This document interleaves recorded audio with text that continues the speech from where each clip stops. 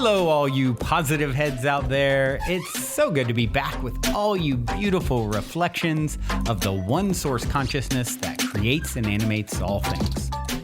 If you're new to this podcast, of course, we're super happy to have you here. And if you've been listening and enjoying for a while, I would be super grateful if you would please take a moment to give us a review on Apple Podcasts.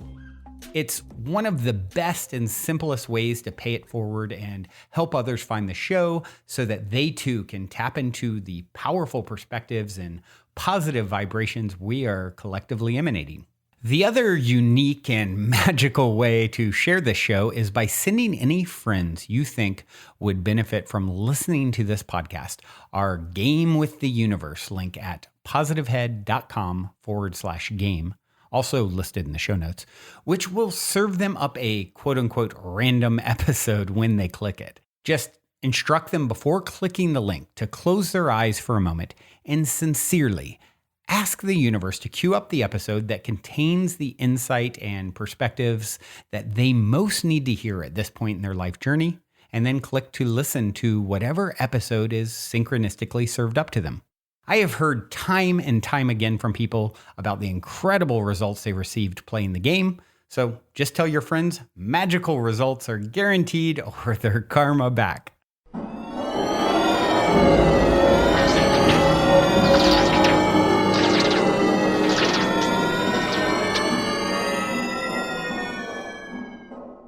All right, all you positive heads, welcome, welcome, welcome. It is a magical Monday here in the studio as I record.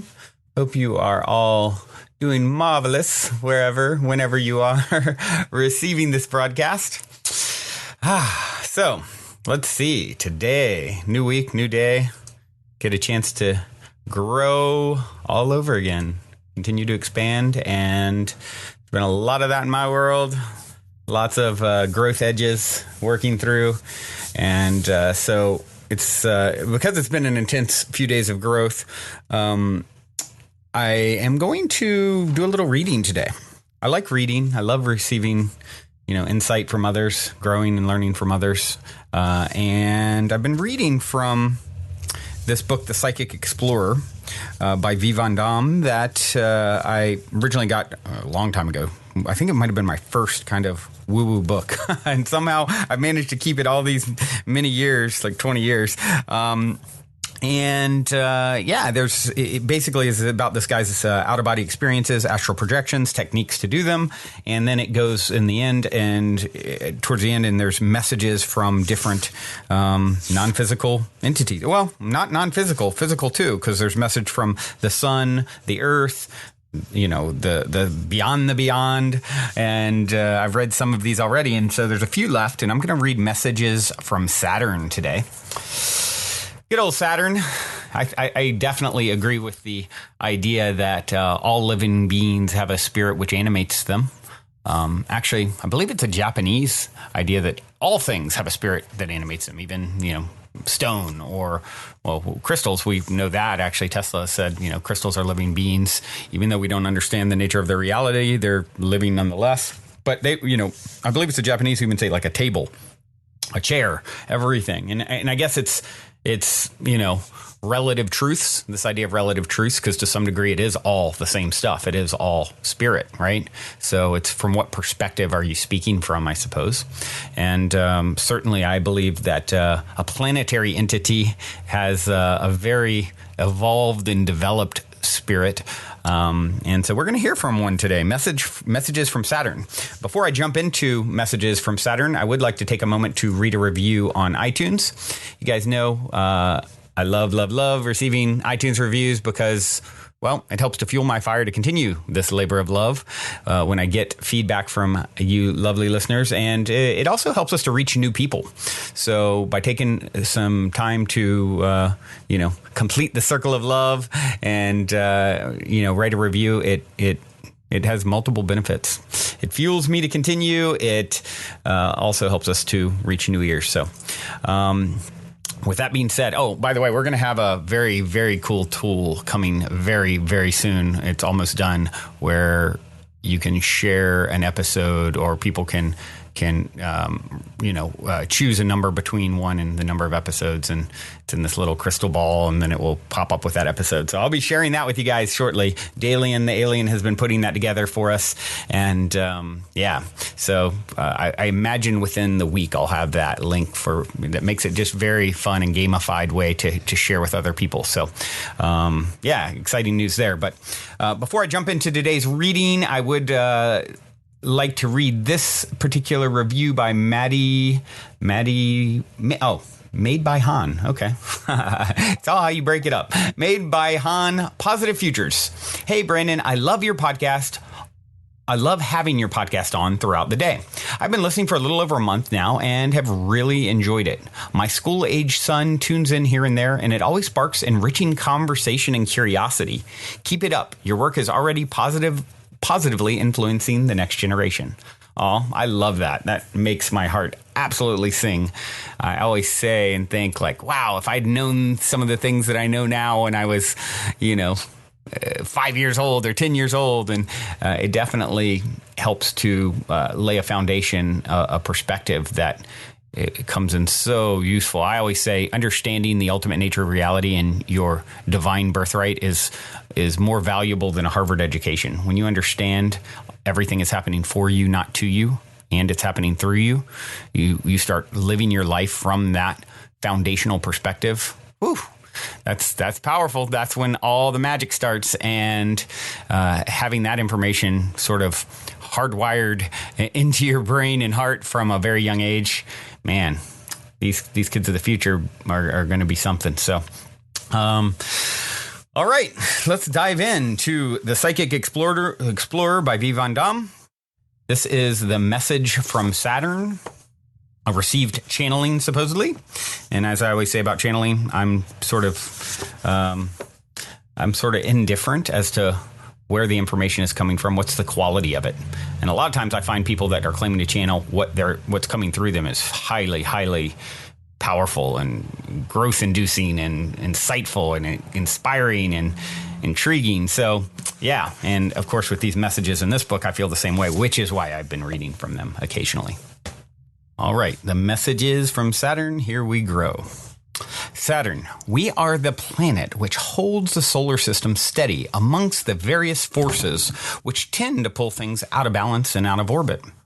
It is always assumed amongst your astronomers that the planetary systems within the solar system are somewhat self-regulating. However, this is not strictly so. Energy can be used in all sorts of ways, and there's always at least one planet in every system which acts as something of a balancer, which stops energies getting out of control and which makes sure that things stay in orbit in the right manner. Can you imagine what it would be like if every planet responded to cosmic energies in an anarchic fashion? It would be chaos. If we're going to focus on Saturn, and here we are talking as a group responsible for the outgoings of the planet Saturn, then we need to understand something of its nature, which is to hold back those energies which are too strong to be released safely within any given system, whether planetary, solar, or for that matter, cosmic. This holding back creates a certain amount of blocks, and these create in turn what may be called frustrations, and it prevents the early expression of forces which are too potent to be wisely manipulated, whether consciously or subconsciously. This is, in effect, implies that there is need for this holding back in order to save the solar system and the planetary systems from collapsing from excess activity, which would lead to self-destruction in the long or the short term. What only a few can perceive directly is that the solar system is swamped with new energies all the time, and each one of these energies is potentially a new departing point for any given system. Put it this way, if you on Earth respond to an energy which has the direct effect of changing the output of your society, then while this might be an excellent change in itself, if it happens too fast in certain circumstances, it could well create the disintegration of that society. This is the sort of thing which we attempt to prevent, the early response to any new energies. Few systems can react positively to a new input unless they are well prepared for it, and seldom is this the case. It takes a time of acclimatization, and we on Saturn specialize in that sort of help. We make sure that each planet can find the time it needs in order to accept and then use any new energies. We act as guardians of the system, as buffers, as regulators, as those who have an impartial eye with which to judge a situation. This may create frustrations as those who wish to respond to new energies are held back by us. We teach them a certain form of restraint through the circumstances of events. You can see how this happens even for you, as your new generations are held back by the older ones, and this tests them. We are testers of the spirit. We are the concealed ones who hamper the progress of the effervescent young ones. As this image of our task has percolated down through the centuries on your planet, it has been often represented by the devil, the one who chains her slaves to the stone of restriction. There is a card in the tarot which depicts this image as an androgynous monster with the horns of a goat, an inverted pentagram, female breast, etc. Read in a symbolic fashion, this, in truth, represents the one who holds back her creation from the potential mistakes he gives people and systems a hard time. This is the pure tradition of that great goat, Capricorn. To know this goat is a different affair. You would know her as a friend, as someone who wants to see the universe work, even if it means impeding the progress of those who are too eager and who try and evolve too fast. There is no Satan, yet there is an obvious, if erroneous, parallel between the names Saturn and Satan. Sat actually means something which we will keep hidden as yet. Nevertheless, in Sanskrit, which is one of the most ancient languages which you are generally aware of, Sat means wisdom, the wise one. The one who makes sure that all is safe, what is otherwise a fairly unruly situation in time and space. Whenever perfection is achieved in any given system, then it is because all the planetary groups within that system have mastered their individual and collective evolutions in harmony with one another. There is no other way for them. It is Saturn's task to make sure that this occurs, and that it does so according to rules and regulations which are maintained and upheld within that system. This is a cosmic archetype, and it is well worth your while considering the implications of this in an intuitional fashion. Something or someone must do this. In this solar system, it is Saturn. In other systems, it is planetary spirits which are like Saturn. You could call us a group which has its appointed place in every system of any galaxy. We have our role, and we fully understand the nature of this role.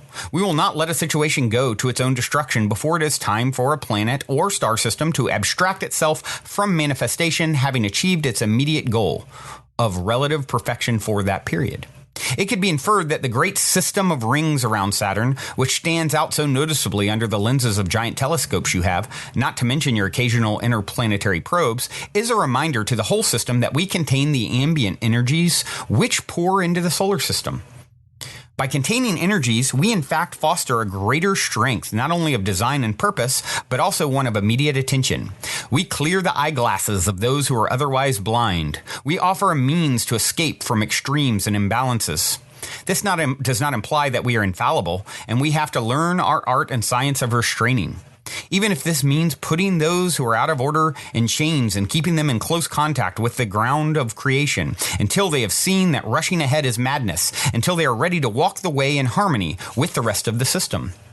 Before we continue on with today's episode, for those of you interested in getting more fantastic fungi in your life, I want to take a quick moment to tell you about a friend of mine's brand new company, The Great Mother.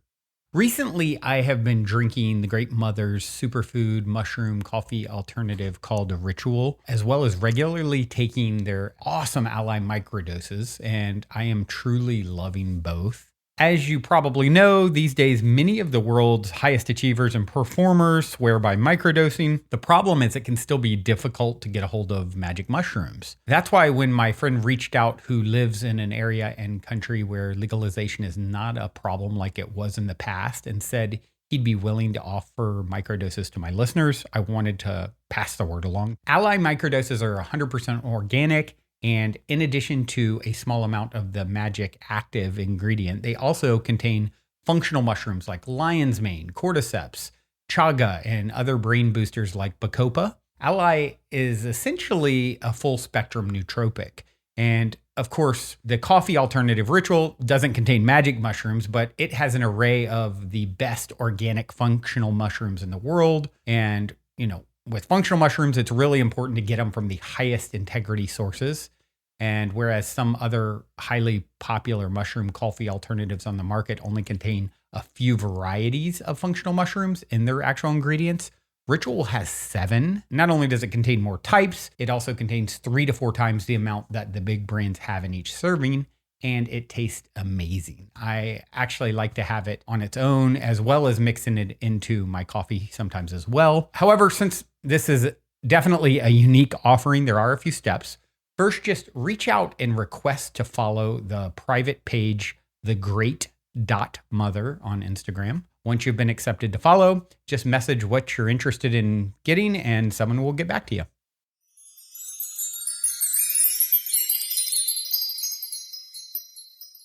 We give you these phrases because they are short and concise. This is typical of the manner in which we operate. We make it possible to understand anything that requires understanding in a simpler way. We want to point out that we were elected to the position of restrainers, and we do not elect ourselves into this post. We are elected by those who have preceded us, who have now gone on to prepare the way for those who will follow them later. Karma, as it is understood by you, is the systemic law which activates equal response to a given action.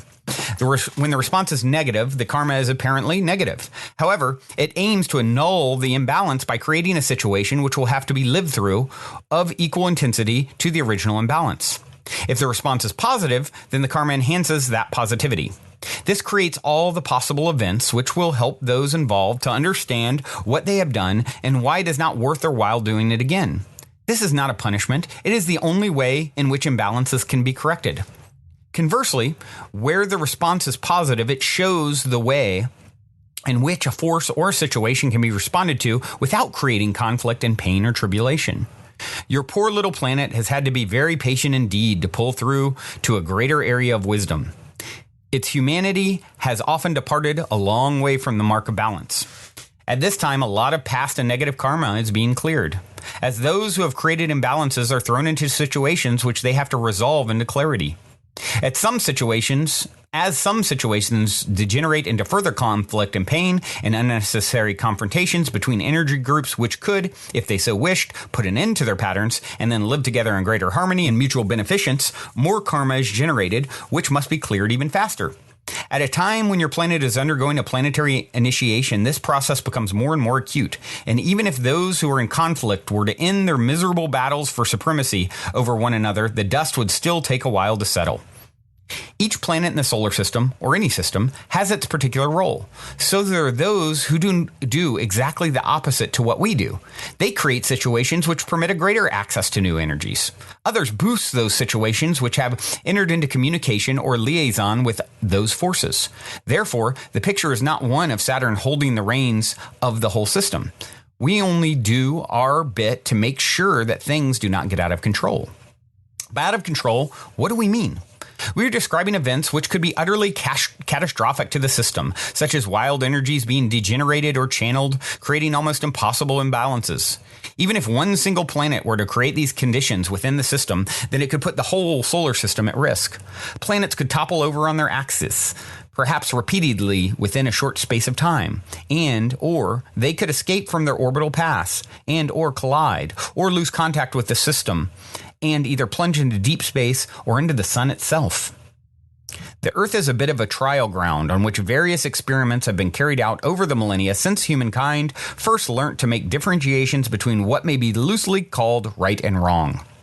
It is the world where others come to work out their frustrations, caused by Saturn and those of us who are actively upholding the role of this planet. As such, it is an embodiment for all the energies which are imbalanced within the system, and in some respect from beyond it, even far beyond it. Therefore, it may not come as a great surprise if we reveal that the Earth is permeated with so many layers of karmic patterns that it is like an onion, awaiting to be peeled. The Earth absorbs all those evolutions which have a need for balancing their own particular patterns. Not Saturn, for this planet has more of a role of polishing that which has almost achieved a good balance. The Earth's zone deals with the grosser imbalances. This tells you something of the Earth's density and purpose. If you like, It is a clearinghouse for the solar system and for those groups of beings who are attempting to solve age-old dilemmas of their own. And some of these have come, and some are here now, who have come from systems sometimes far removed from this system. These are in various categories. Some of them have traveled from star systems in various sectors of our galaxy, some from places outside of this and any other galaxy, and some a few from other galaxies. This tells you much and very little, for the situation is very complex, especially if seen over a great period of time.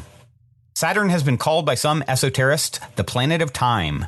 Your ancient Greeks called it Chronos. We have recorded the comings and goings of all these various evolutions, and we have cataloged them according to their needs, their actions, their understanding, and the extent to which they participated intelligently in the unfoldment of the solar system. Some contributed little, others contributed a lot. Some are so active at this time on your planet, albeit in incarnated form, as far as the physical level is concerned in the main, that they are in the process of manipulating the more indigenous earth streams of human beings with their own thoughts and aspirations. This is allowed to go on since it does contribute something of worth to those evolutions which have less contact with the vast expanse of space. It will lead to a new integration of thought processes, which in turn will allow the humanity of your planet to merge with the cosmic scene, and then go about and explore the universes in whatever manner becomes positively useful. Now we come to other considerations. It has been pointed out by some of your astronomers that there is another planet within the solar system, beyond the apparently erratic orbit of Pluto, a planet with enough mass to influence the orbital speed of Neptune, and so on. Planet X. This can be found presently in the constellation of Virgo. It is not a planet in the strict sense of the word. It is a new heavenly body, as far as you would be concerned, which is the planetary equivalent of a neutron star. It is very massive, and yet it is not a neutron star or a black hole. We call it Kwiel, K-W-I-E-L, meaning the forbidden one. Its discovery by you is imminent. One of the difficulties which your astronomers have been having is seeing it, using optical and other kind of telescopes. This is because it reflects very little light, even though it is as big as Jupiter, although much denser, and it is also much further out than is presently assumed. Its effects on the whole system is enormous, and yet nothing is known to you about its primary configurations. It is as solid as lead, which is one reason we know perhaps more about it than others might, since Saturn also has an affinity with lead. This has only a small amount to do with your astrological interpretation of our planet's affinities. Think of atomic radiation, and you will perhaps understand something of what we are hinting at. And that is all we are going to say about Kwiel. There are also a number of other planets which are still undiscovered by you, 12 in fact, and some of these are as small as the Forbidden One is huge. We do not refer to the asteroid or minor planets. We do not include in these 12 Vulcan, which was discovered a few years ago by orbiting very close to the sun itself. In fact, so close that it is almost impossible to identify it using your technology.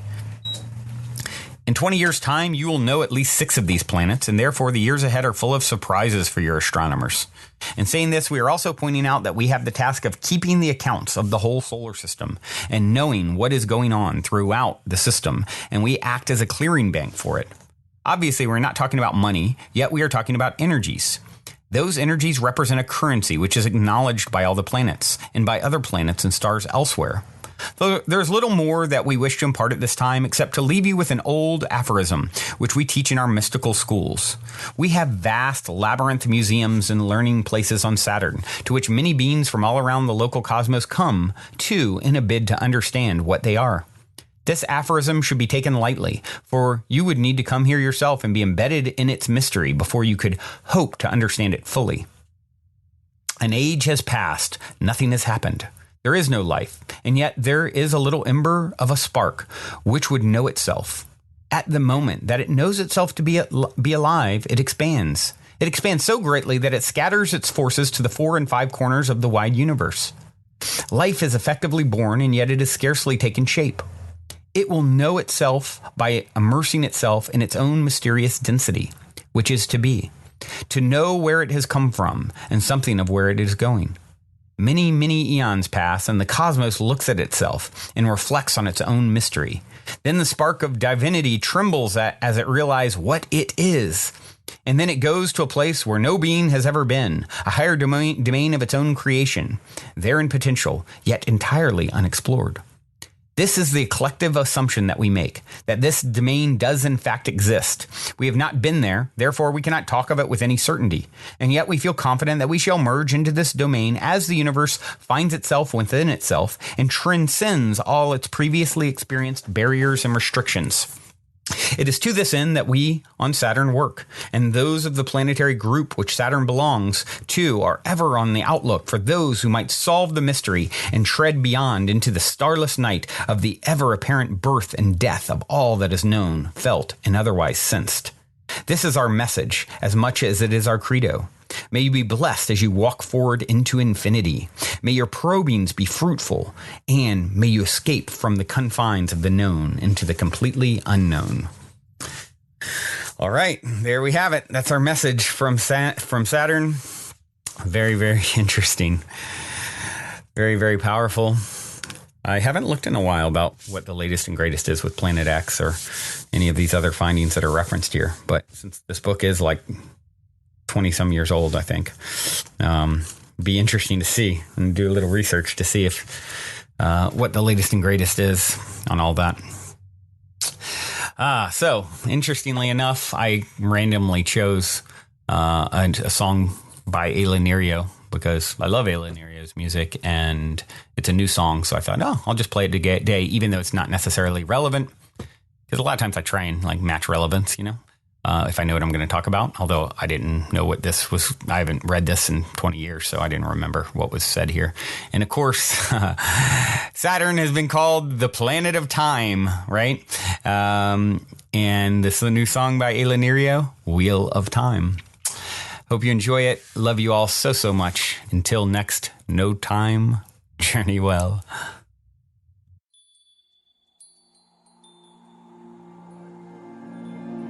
May my voice be strong and this step be light. May my learning come on this wheel of time. As a breath be took, may the lessons glide swiftly as a wind, gentle as a sigh. And hear it calling me home, hear it calling me listening. Soul, come and be my guide, walking by my side. As a breath be taken, given, taken, given, calling me home, come and be my guide.